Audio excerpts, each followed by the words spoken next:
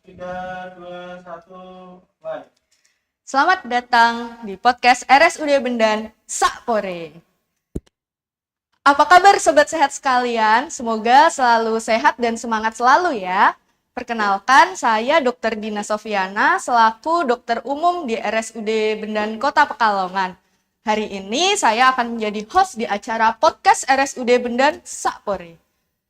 Sobat sehat sekalian, hari ini saya tidak sendiri. Saya ditemani oleh dokter yang sudah sangat berpengalaman, sudah kawakan di bidangnya, di bidang bedah saraf pada khususnya, yaitu bersama Dr. Bair Ginting, spesialis bedah saraf. Selamat pagi. Selamat pagi, dokter. Pagi-pagi. Apa kabar nih, dokter? Baik. Baik. Terima kasih sudah meluangkan waktunya, dokter, untuk ngobrol-ngobrol. Sama-sama. Lagi sibuk apa nih, dok, akhir-akhir ini, dok? Ya, biasa rutinitas sehari-hari. Poliklinik, kemudian visit di rawat inap, kemudian ada tindakan operasi di kamar operasi. Oh gitu ya, dok ya. Wah, sibuk sekali nih, dok. Kita beruntung sekali ya, sobat sehat sekalian, bisa bertemu dan berbagi ilmu ini dengan dokter Bair Ginting yang sangat sibuk ini, sobat sehat. Dokter, masih sering naik gunung nggak, dok, hari ini, dok? Akhir-akhir ini gitu, dok. Kalau ada waktu luang ya naik gunung, walaupun mungkin sekarang ya tinggal yang ringan dan lucu aja ya, bukan gunung yang tinggi. Oh gitu. Gunung apa itu, dok, ringan dan lucu? Ya, ketinggian di bawah 2000 meter lah. Bawa carrier berat gitu? Masih, perlengkapan untuk naik gunung sehari 2 hari tetap bawa sendiri. Tetap bawa sendiri ya, dok ya. Kalau sering bawa berat gitu, ada resiko terkena saraf kejepit nggak ya, dok ya? Ya, salah satu pemicu terjadinya saraf kejepit itu adalah kita membawa beban yang berat dan kemudian dengan kondisi postur yang tidak sesuai, misalnya tidak anatomis, itu salah satu pemicu terjadinya saraf terjepit. Oh gitu, dokter. Nah, hari ini Sobat Sehat tuh pengen tahu nih, dok, terkait saraf kejepit, dokter. Jadi mungkin bisa dijelaskan, dokter, apa sih itu, dok, saraf kejepit itu, dok? Ya. Kalau di pengertian awam, itu saraf terjepit itu adalah ada bagian dari saraf kita yang terjepit atau tertekan oleh sesuatu bagian dari tubuh itu sendiri. Seringnya itu adalah dari bantalan tulang belakang. Oh gitu, jadi sarafnya tertekan gitu ya, dok ya. Oh. Nah, itu hanya bisa terjadi di tulang belakang atau bisa terjadi di tempat lain, dok? Saraf terjepit itu bisa terjadi di seluruh tulang belakang, mulai dari tulang leher, kemudian tulang punggung, kemudian tulang pinggang, kemudian tulang ekor. Oh gitu, berarti dari atas sampai bawah itu bisa dari ya? atas sampai bawah bisa terjadi. Oh, berarti Sobat Sehat kalau misal ada diagnosa atau mengalami saraf kejepit itu tidak hanya di punggung bawah saja, Sobat Sehat ya. Ternyata bisa dari sepanjang tulang punggung. Nah, sebetulnya kalau secara medis saraf kejepit itu namanya apa itu, dok? Kalau secara nama medisnya kita menyebut itu adalah hernia nucleus pulposus ya, hernia nucleus pulposus, atau ada yang namanya bagian dari bantalan tulang belakang itu yang bagian intinya namanya nucleus pulposus itu menonjol keluar dan bagian itu yang menekan terhadap sarafnya. Oh, sebetulnya fungsi bantalan itu secara normal untuk apa itu, dok? Bantalan itu sendiri fungsinya supaya kita bisa bergerak kiri, kanan, membungkuk, kemudian ya itu fungsinya seperti itu. Jadi semacam bantalan untuk membuat supaya tulang belakang itu bisa fleksi, bisa ekstensi, miring ke kiri, Bisa miring ke kanan. elastis Ya, gitu ya, itu dok, seperti ya? itu. Jadi tidak kaku seperti bambu. Nah, kenapa itu bantalan bisa keluar itu, dok? Intinya itu. Salah satu penyebabnya adalah kalau adanya tekanan tadi, adanya beban yang berlebihan yang harus ditopang oleh bantalan tersebut, sehingga akhirnya itu akan membuat si kapsulnya itu menipis, kemudian bagian tengahnya itu akan menonjol keluar. Oh, jadi karena ada beban gitu ya, Ya. dok ya.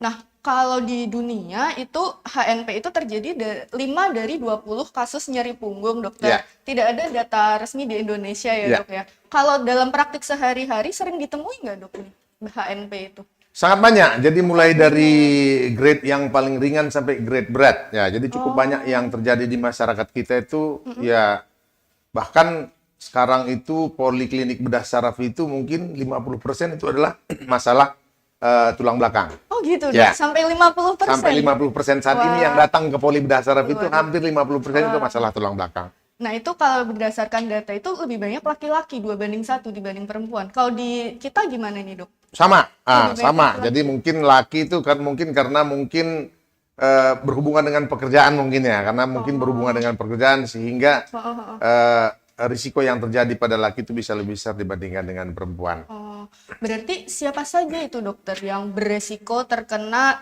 saraf kejepit atau HNP ini, Dok? Profesi apa misalnya gitu, Dok? Ya, yang paling berisiko itu adalah orang-orang yang pekerjaannya berhubungan dengan beban, ya, yang berhubungan dengan beban, kemudian di mana semakin besar beban yang harus diangkat oleh seseorang, apalagi teknik mengangkatnya yang tidak benar, itu berpotensi untuk membuat terjadinya saraf terjepit tersebut. Oh, kalau gitu apakah hanya orang-orang yang sering membawa beban berat saja, Dok, yang beresiko terkena HNP? Tidak. Jadi HNP itu sebenarnya bisa terjadi di semua golongan umur tergantung penyebabnya, ya. Kalau pada anak muda biasanya pemicunya justru trauma. Trauma bisa memicu terjadinya saraf terjepit tersebut. Sedangkan kalau pada orang tua itu biasanya berhubungan dengan penyakit-penyakit degeneratif. Oh gitu.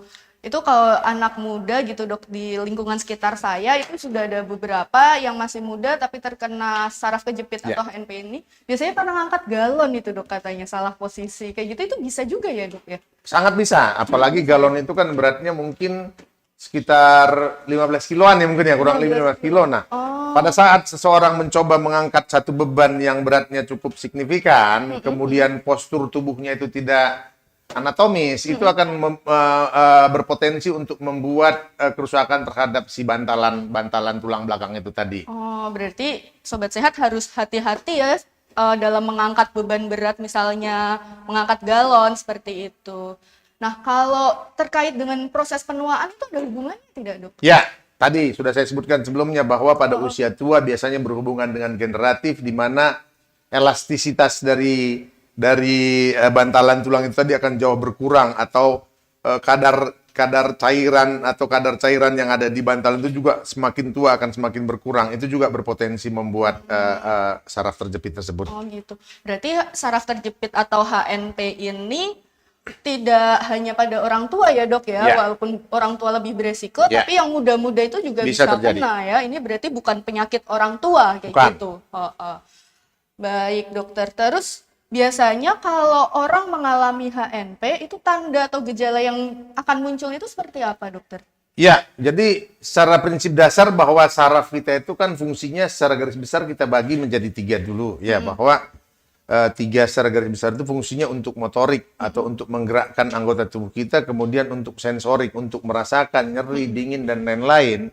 Kemudian fungsi yang ketiga itu fungsi otonom, ya, otonom itu untuk mengatur menahan kencing, untuk mengatur buang air kecil dan buang air besar, dan termasuk ada beberapa fungsi lainnya. Secara garis besar itu. Jadi kalau pada kasus jepitan saraf ini tergantung nanti berat ringannya, itu bisa mengenai 3 part itu tadi.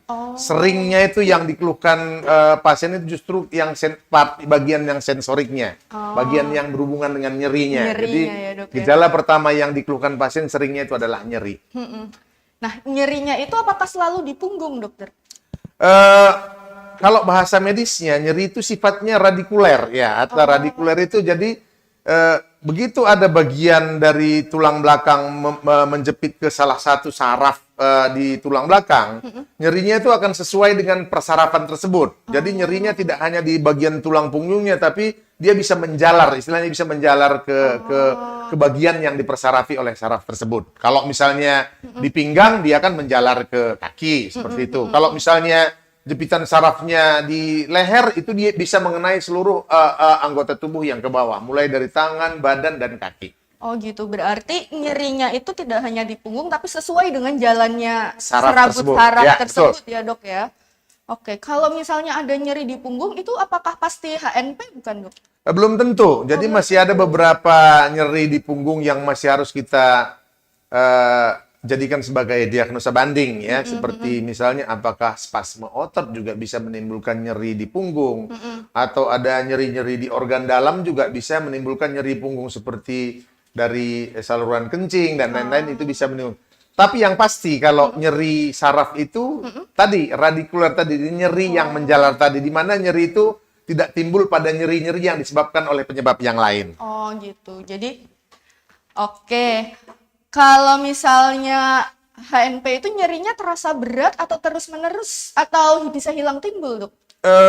Kita rehat sejenak, Dokter. Ya. Dijawab sebentar lagi ya. Siap. Oke, bisa ngopi dulu, Dokter. Terima kasih.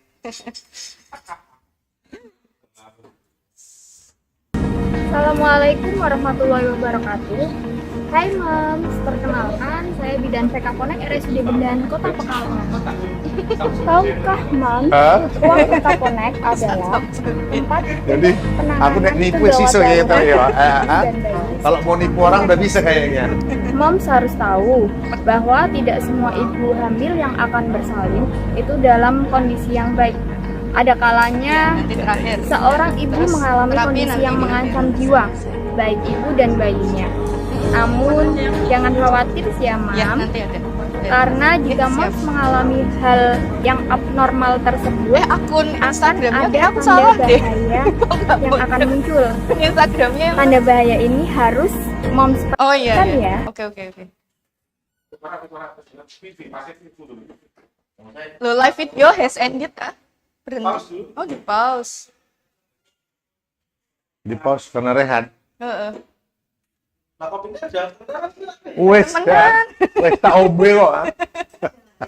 Hei, Nonton Bu Ani, nonton. Titip pertanyaan.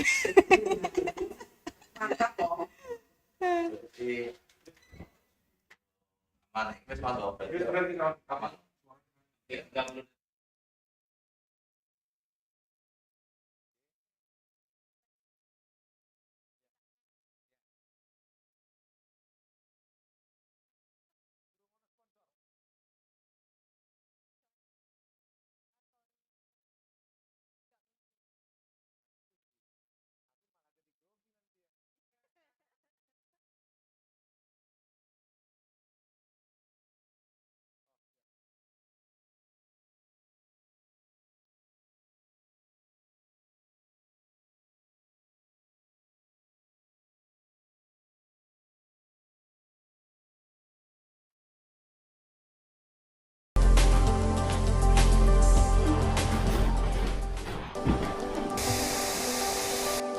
Yang ketiga,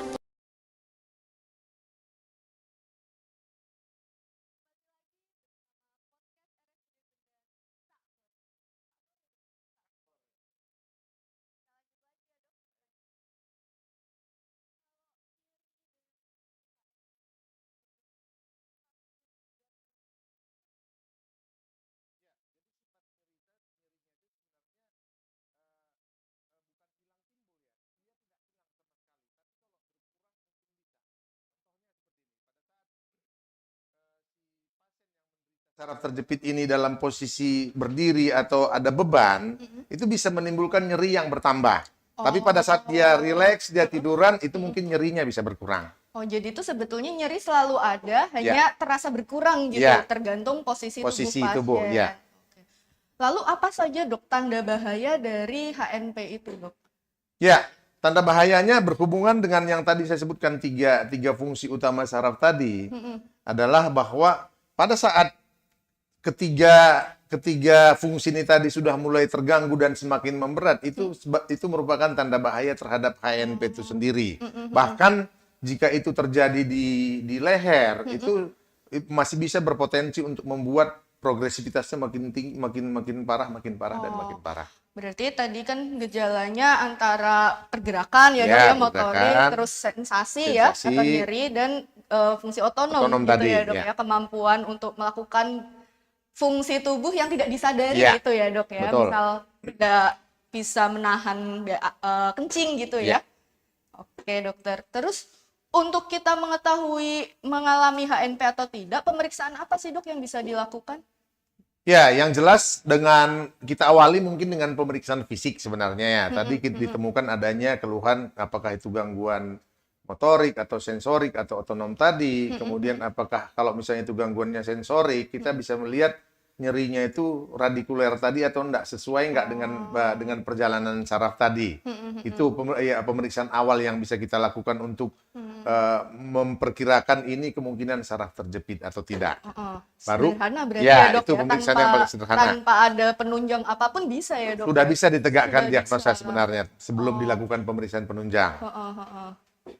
Kemudian pemeriksaan penunjang yang paling sederhana kita bisa melakukan foto polos, X-ray foto polos, ronsen ya, Dok, ya? tergantung lokasinya apakah itu tadi di pinggang atau di punggung atau di leher. Itu juga kita bisa dari ronsen tersebut kita bisa memperkirakan apakah ada saraf terjepit di sana. Oh, jadi dari pemeriksaan fisik kita bisa curiga ya dok Ya. ya di level mana nih Ya. yang kejepit, nanti bisa di ronsen Ya, gitu ya dok betul. ya. Oke, terus ada pemeriksaan lanjutannya lagi tidak dok itu? Gold standarnya adalah pemeriksaan magnetic resonance imaging atau MRI ya. iya. Kalau dengan pemeriksaan MRI itu kita bisa melihat seluruh part yang ada di sana, apa bagian dari tulangnya, kemudian bagian dari bantalannya, bagian dari sarafnya terlihat jelas semua bisa dengan terlihat pemeriksaan juga. MRI tersebut. Iya, kalau dari segi biaya pemeriksaan tadi itu gimana dok, mahal atau tidak gitu dok? Kalau yang imaging yang terakhir atau pemeriksaan gold standar MRI tadi itu mungkin berbiaya itu juga relatif ya. Kalau di kita di Pekalongan mungkin itu sekitar 2 jutaan. Nah, 2 mungkin juta. sekitar 2 jutaan. Oh gitu. Nah itu, tapi kalau yang pemeriksaan selain MRI itu masih terjangkau ya dok? Masih, ya? kalau X-ray itu masih ratusan ribu, mungkin Ratusan 100 sampai 200 ribu. Mungkin sudah pertanyaan Sobat Sehat, bisa masuk BPJS tidak dok? Oh bisa. ya, dok? Jadi kalau semuanya BPJS itu sebenarnya bisa menanggung semua selama itu sesuai dengan indikasi. Oh, Walaupun mungkin ada proses atau step yang harus kita ikuti. Jadi maksudnya tidak serta-merta kalau pasien datang keluhan nyeri pinggang minta MRI, tidak seperti itu. Nanti oke. kita harus ikutin step-stepnya. Iya, berarti Sobat Sehat tidak perlu khawatir bahwa pemeriksaan untuk HNP atau saraf kejepit ini mahal, karena kita bisa dengan pemeriksaan sederhana pun ketika kita bisa mendiagnosisnya ya tidak perlu dilakukan pemeriksaan Ya, yang mahal gitu ya betul. dok ya. Oke, kemudian pilihan pengobatannya untuk HNP itu apa saja dok? Ya, jadi sebenarnya HNP itu sendiri atau saraf terjepit itu sendiri ada step-step. Bahkan hanya sedikit sebenarnya dari HNP itu yang membutuhkan tindakan operatif. Jadi kita bisa mulai dengan pola hidup yang sehat, kemudian dengan obat-obatan, kemudian dengan fisioterapi, dengan olahraga itu sedikit banyak akan bisa membantu untuk pemulihan dari saraf terjepit itu sendiri. Kalau sembuh sendiri tuh bisa tidak dok? Ada beberapa kasus di mana misalnya pasien mengeluh dengan ada saraf terjepit, kemudian dia memperbaiki pola hidup aja, itu sebagian pasien itu akan membaik. Ada yang membaik. Bisa ya dok Bisa, ya? Berarti bisa. tidak perlu terapi yang mahal-mahal ya? Belum tentu. Belum tentu ya. Ya. Kalau minum obat saja bisa sembuh nggak dok? Beberapa persen atau sebagian pasien juga begitu kita berikan obat-obatan, itu juga bisa memperbaiki gejala klinis dari saraf terjepit tersebut. Oh, kalau dipijat itu bisa sembuh nggak dok? Ini maksudnya nih tanda pijat ini tanda tanya. Jadi maksudnya kalau dilakukan oleh yang profesional, terutama yang di rumah sakit, misalnya dilakukan oleh rehabilitasi medis, itu juga membantu. Oh, membantu. Yang jadi masalah adalah apakah pijat itu dilakukan orang yang profesional atau tidak. Kalau dilakukan oleh orang yang tidak profesional, bahkan bisa memperburuk. Oh, bisa Ya, memperburuk. bisa ya, Dok, memperburuk. ya? Ya. Mungkin pertanyaan dari Sobat Sehat, bedanya pijat dengan fisioterapi itu apa sih dok? Pijat yang tradisional dan fisioterapi gitu. Secara sederhana bisa kita bedakan bahwa ya kalau fisioterapi itu berdasarkan literatur atau ilmiah. Ilmiah ya, Sedangkan Dok, ya? kalau pijat biasa itu berdasarkan pengalaman. Nah, Pengalaman, makanya ya, Dok, ya? kita juga tidak menjudge bahwa pijat tradisional itu tidak baik gitu loh. Tidak menjudge seperti itu, tapi pada dasarnya pada saat pijat tradisional itu tidak dilakukan dengan benar, itu malah bisa memperburuk kondisi si pasien. Berarti Sobat Sehat yang ingin pijat sebaiknya tetap memeriksakan diri dulu ya dok ya, supaya bisa diketahui pijatan seperti apa yang dibutuhkan Ya. untuk tidak memperparah kondisi saraf terjepitnya. Kalau latihan di rumah ada nggak sih dok yang bisa dilakukan untuk membantu memperbaiki saraf kejepit itu? Ya, biasanya kita menganjurkan salah satunya adalah postur tubuh dalam melakukan gerakan-gerakan tertentu. Oh. Jadi maksudnya terutama dalam mengangkat benda berat, kita harus memastikan postur kita itu tumpuannya tidak di tulang belakang. Nah, itu harus dihindarin. Kalau bisa tumpuannya tetap di ekstremitas bawah, tidak mengandalkan tumpuannya di tulang belakang. Kenapa? Karena tumpuan di tulang belakang itu akan memperberat kondisi dari saraf terjepit tersebut. Oke. Lalu biasanya butuh berapa lama dok sampai untuk bisa melakukan terapi saraf kejepit itu dok sampai terasa lebih baik, lebih nyaman gitu? Ya, biasanya berdasarkan klinis. Jadi Klinis, kalau oke. di Rumah Sakit Bendan sendiri, pasien-pasien yang kita tangani di Rumah Sakit Bendan, itu biasanya pada saat pasien datang ke poliklinik sudah tegak diagnosis itu suatu saraf terjepit, biasanya kita akan berikan obat-obatan, kemudian kita kombinasikan dengan fisioterapi. Oh, Ya, gitu. waktunya tergantung dari gejala klinisnya. Kalau gejala klinisnya udah hilang, ya program tersebut bisa kita hentikan. Oke. Ini apakah bisa sembuh total dok? Bisa? Bisa Bisa. sembuh total Bisa. ya dok ya. Kapan sekiranya perlu operasi gitu dok? Dalam kondisi semua alternatif lain sudah kita lakukan, misalnya pola hidup sehat, kemudian kita sudah berikan obat-obatan, kemudian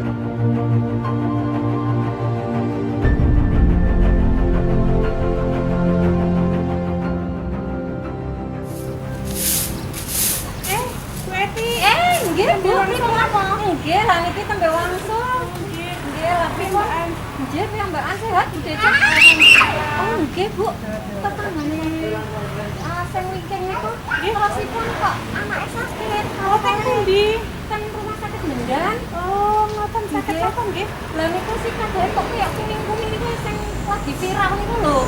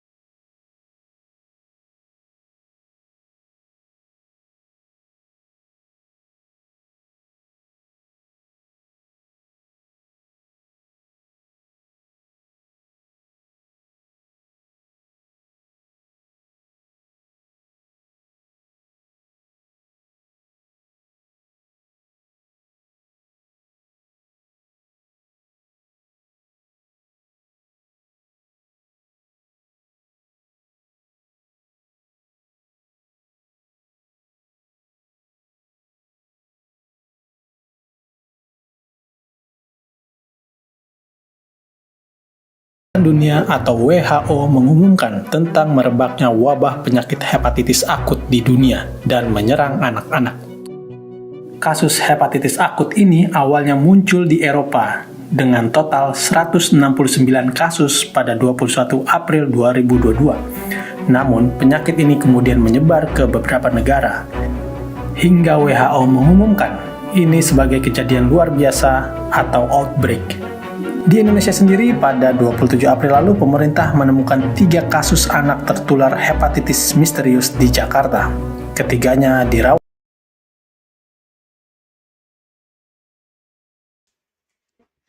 Kembali lagi bersama podcast RSUD Bendan Sakpori.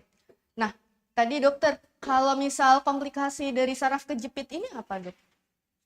ya, semuanya juga berhubungan dengan tadi penurunan fungsi, misalnya apalagi kalau fungsi tiga-tiganya sudah terganggu, itu ya bisa berkomplikasi macam-macam. Bisa sampai lumpuh tidak itu dok? Di posisi tertentu bisa lumpuh total. Misalnya saraf terjepitnya itu di leher atau di punggung, itu kalau jepitannya hebat bisa menimbulkan kelumpuhan total. Oh gitu. Ya. Nah, kalau gitu kalau pada sobat sehat yang sudah mengalami HNP itu dok, bagaimana caranya supaya HNP-nya tidak bertambah berat itu dok? Ya, kembali tadi. Jadi maksudnya pola hidup yang sehat, kemudian olahraga yang mensupport terhadap HNP itu sendiri. Yang kita sarankan biasanya yang paling sering itu adalah berenang. Berenang, ya, Berenang dok. karena itu akan membuat tulang tulang belakangnya cukup rileks, jadinya itu akan mengurangi tekanan terhadap saraf terjepit Berarti tersebut. masih boleh olahraga dengan yang penting tertentu gitu Betul, ya dok? Ya? betul. Ada olahraga yang bisa memperberat tidak dok? Ya, olahraga yang mengangkat berat, yang berhubungan dengan beban, itu pada pasien yang dengan diagnosis HANP atau saraf terjepit ini sebaiknya sudah dihindari. Sebaiknya dihindari ya dok ya. Nah, kalau mungkin pertanyaan paling sering dari Sobat Sehat, ada tidak sih dok pantangan makan untuk penderita saraf kejepit itu dok? Secara spesifik tidak, ya. Secara spesifik tidak. Jadi kita tetap menganjurkan makan makanan yang sehat, yang dimana sebenarnya selama porsi makanan sehat itu kita makan dengan benar, itu tidak berhubungan terhadap perburukan dari HNP itu sendiri. Oke. Kalau misalnya dok, ini kita ada pertanyaan dari YouTube ya Ya. dok ya. Kalau traumanya sudah bertahun-tahun yang lalu, misal 2 tahun, 3 tahun lalu, gejalanya muncul sekarang, itu bisa tidak dok? Sangat bisa, bahkan sering sekali seperti itu malah. Jadi mungkin pada saat trauma itu, si bagian dari nukleus pulposusnya itu belum sepenuhnya, apa istilah bahasa ininya, belum sepenuhnya brojol atau belum sepenuhnya menekan ke terhadap sarafnya. Nah, dalam perkembangannya itu makin lama makin menekan, makin lama makin menekan, sehingga gejala klinisnya itu timbul setelah sekian lama. Oh gitu, Ya. berarti sangat mungkin ya dok Mungkin, ya? sangat mungkin. Oke, lalu bagaimana cara mencegahnya supaya tidak terjadi HNP, baik dulunya dari riwayat trauma ataupun tidak gitu dok? Ya, yang jelas tadi kita harus menghindari gerakan-gerakan yang tidak anatomis atau gerakan-gerakan yang menimbulkan beban yang berlebihan terhadap tulang belakang, sehingga itu akan memperkecil potensi timbulnya saraf terjepit pada semua orang, gitu loh. Kemudian orang yang sudah potensi atau yang sudah timbul, tadi ikutin urut-urutan seperti tadi, pola hidup yang sehat, olahraga yang mensupport terhadap ANP secara teratur, kemudian jika perlu konsultasi ke dokter, ya datanglah ke dokter. Datang ke dokter Ya. ya dok ya. Lalu tadi dokter menyebutkan tentang cara mengangkat beban gitu ya dok. Ya. Teknik yang betul tuh sebetulnya seperti apa sih dok? Misal kita bicara angkat galon gitu Ya, dok. misalnya seperti angkat galon. Teknik yang betul itu adalah bahwa mungkin bisa saya praktekkan ya. Oh iya, luar Jadi, biasa sekali nih Sobat maksudnya Sehat. pada saat kita mau mengangkat sesuatu yang berat, kalau postur kita seperti ini, Iya. mengangkat begini, ini bebannya akan ada di tulang belakang. Makanya kita harus memindahkan supaya bebannya ada di tumpuan atau di kaki. Jadi Di posisi lutut. mengangkatnya itu lebih baik kalau mengangkatnya seperti jongkok ini. dulu Ya, gitu ya, jongkok Dok, dulu. ya. Heeh. Jadi pada saat angkat galon itu tumpuannya ada di kaki sehingga tidak memperberat Nyeri beban di ini. tulang belakang. Oh, gitu. Ya, kurang lebih seperti Iya. itu. Itu sangat bermanfaat sekali Sobat Sehat. Kita harus berterima kasih pada Dokter Bair ya sudah memperagakan. Jadi angkat benda berat itu tuh jongkok dulu Sobat Sehat. Jangan langsung membungkuk ya Ya. dok ya. Kalau membungkuk otomatis beban di tulang belakang.